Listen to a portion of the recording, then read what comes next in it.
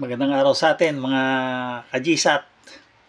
Meron akong update ngayon patungkol sa GSAT Pinoy. So good news po dun sa mga loyal subscriber ng GSAT Pinoy, no, na ang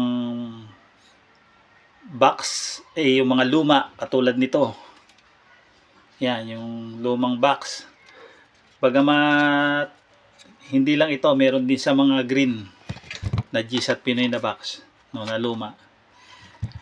Ito po ay papalitan ng GSAT for free, no. Bibigyan kayo ng upgrade GSAT Pinoy HD na box for free, no. Ang makakatanggap po ng pre-upgrade ay yung pong mga box na ang series ng serial number or box number ay 7740537 000 series at 7740537 00 series at ang ilang box din na 7740537 02 series, no. Yung makikita nyo sa gitna nung mahabang number 16 digit, yung pinakagitna, pag nakita nyo 3 0 yung gitna o 2 0 o kaya 0 to yung gitna, yan po ay posibleng qualified sa pre-upgrade. So papalitan po ng GSAT, bibigyan kayo ng bagong GSAT Pinoy HD unit, no. Ang requirement lang, kinakailangan po ay at least 4 months kayo na tuloy-tuloy nagsasubscribe sa GSAT nyo, no. At least the last 4 months dire-diretso kayo na gumagamit ng GSAT nyo na may load. Ngayon, yung mga wala ng load o kaya sira ng box, sorry, para lang po to sa mga active subscriber. Ngayon, paano maki-claim yung free?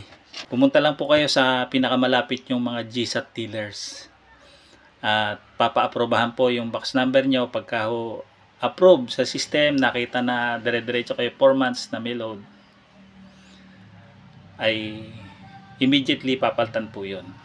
Kahit hindi nyo dadalhin yung luma nyong box, kailangan lang yung serial number.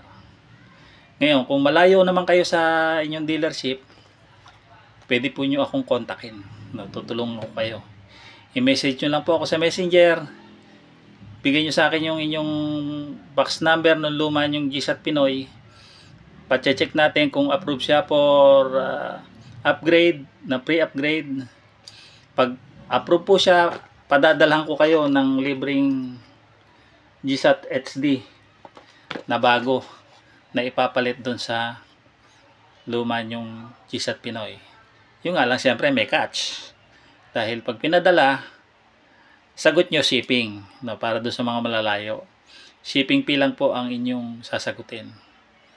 Ngayon, kung kayo na may makakadiretso sa mga dealer na malapit sa inyo, libre lang, wala kayong babayaran. At kung makakadiretso rin kayo sa GSAT office, yung mga taga Cavite po, nandyan lang po ang main office ng GSAT o yung kanilang main store sa may Carmona, no, doon sa may Bangkal Carmona, sa may Kurbada, yung dating ulingan, doon nyo po makikita. So yun lang po ang ating update. So samantalahin nyo na po, deadline ay up to September 30 lang po ang pre-upgrade.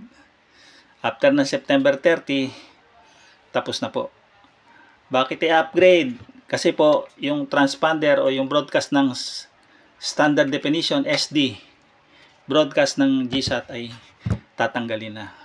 Puro high definition broadcast na ang itatransmit. So in the future, pag na-shutdown ho yung SD broadcast, yung mga SD box wala na hong masasagap.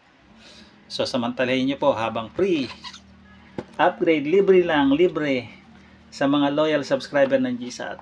So, yun lang po. Bye!